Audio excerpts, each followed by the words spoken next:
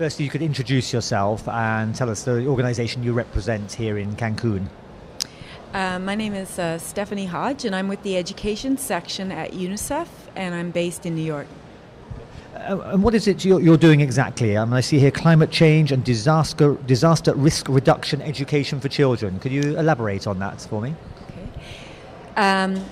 In fact, UNICEF are very involved in developing tools and resources for mainstreaming climate change and disaster risk into the education system, but also recognizing that we have a lot of work in humanitarian situations and also in peacetime where we are scaling up the work that we're doing on this in support of quality education.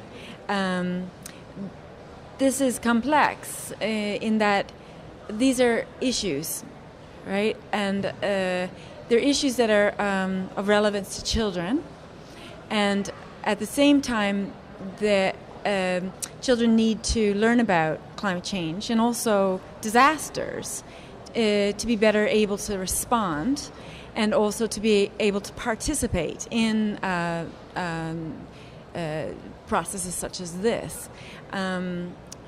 Currently, for example, there are children here, and they are the champions. And what UNICEF really is in support of is really mainstreaming this so that it's not just the champions that have the knowledge, but in fact all children. Mainstreaming climate change and disaster risk reduction into schools means really looking at the policies around the area for curricula change, curricular reform, pedagogy, that means a teacher learning how to teach issues around sustainability, climate change, environment, and disasters, looking at sort of the learning environment. In fact, the learning environment is one of the key reasons why UNICEF engages. The learning environment should be safe. UNICEF is an organization that really puts the rights of the child front and center. And in terms of the right to education, children have the right to education in a safe environment. So the whole area around disaster risk reduction becomes quite important in that schools should be safe. And of course, there's been instances this year that illustrate, the schools in disaster-prone countries may not be safe. And so for this reason, the mainstreaming of disaster risk reduction and climate change includes looking at the school environment, retrofitting schools. So the tools that we're developing, we're doing them as part of an interagency work in support of the Decade for Education for Sustainable Development. And this decade is now midway, and the next 5 years is really focusing on implementation, concrete support to governments in mainstreaming and scaling up disaster risk education and environmental education. I mean, the emphasis of the education, what you do, is it on developing countries, or do you do similar programs with a slightly different emphasis in schools in the developed world? How does that work? In fact, UNICEF has child-friendly schooling as its approach. And what that means is that schools are participatory, democratic, promote democratic participation. They're inclusive, meaning that education is for all, not just for a few, and barriers around that would be a problem. In terms of the principles around child-friendly schooling, these are universal principles. And UNICEF doesn't go in and prescribe what an education should be in a country. What we do is support countries in developing their own indicators, but really focusing on these universal standards of democratic participation, inclusive, child-friendly, child-centered, and protective environments. So it's really these four principles.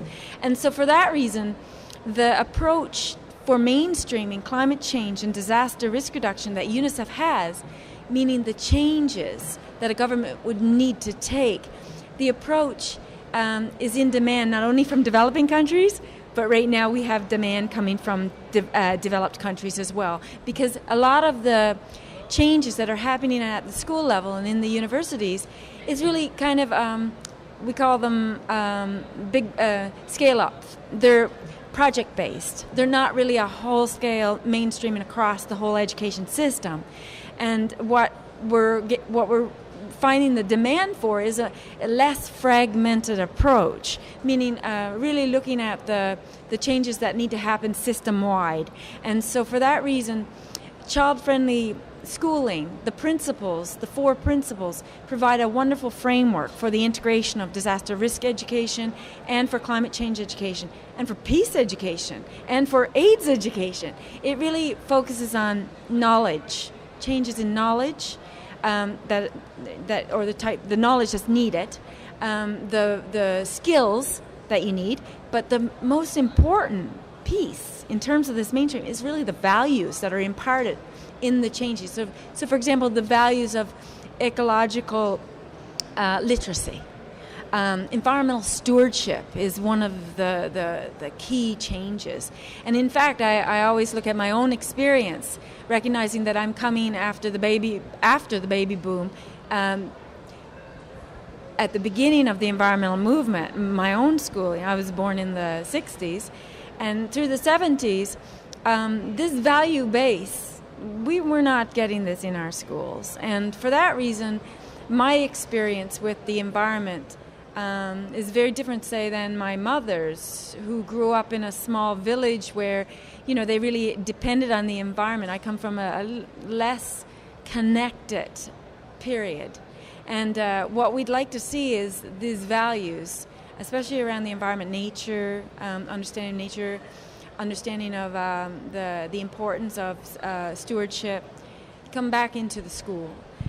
And do you find that children generally respond enthusiastically to climate change education? Is it something they embrace enthusiastically? Yes, because it's children are inherently curious about their environment. The environment is the physical environment continues to intrigue children. So for that reason, from a pedagogical perspective, it's a very interesting area for pedagogy. But then again, it takes a sensitized teacher. And again, that really speaks to, well, whose responsibility is it to educate those teachers so that they can impart this knowledge? Because those teachers are my generation. They don't have this education unless they studied environmental science. Mainstreaming climate change in education means not only basic education, we're talking higher education as well. And I'm here at this event, and there is a certain noticeable lack of ministries of education involved in the dialogue. Certainly, everybody is trying to provide the answers, the solutions, and what UNICEF promotes is cross-sectoral ownership of climate change and disaster education that goes beyond the Ministry of Education. It seeks for collaboration between ministries of education, environment, finance, budgets, agriculture, energy, but recognizing that the school is a wonderful place to see long-term sustainable solutions, to build capacities that not only deal with the current issues in terms of the need for technology and innovation, say from the higher education, but to really impart these values into the mass through formal, non-formal, basic education as well, and links to the community through schools. And so the school is a win-win. Focusing on education for sustainable development is win-win for everything that's happening here. And it's not only good for children, it's good for governments, it's good for sustainable development. But it needs to happen. And the centers of knowledge are universities.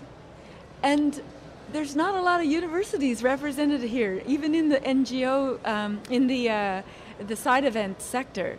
What I'd like to see is really more universities taking up this challenge. Recognize, again, think about engineering as a discipline.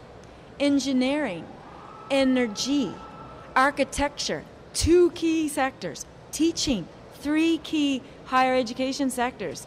If you don't mainstream sustainability into their education, you're not going to get sensitized engineers. You're not going to get sensitized or architects that are really taking this challenge, or teachers that impart the pedagogy. So the mainstreaming of climate change education and, of sustainability, education for sustainable development, of which climate change education and disaster risk education at both levels, basic and higher, is very important. It's very important for this work. Okay, that's great. Thank you very much. Thank you.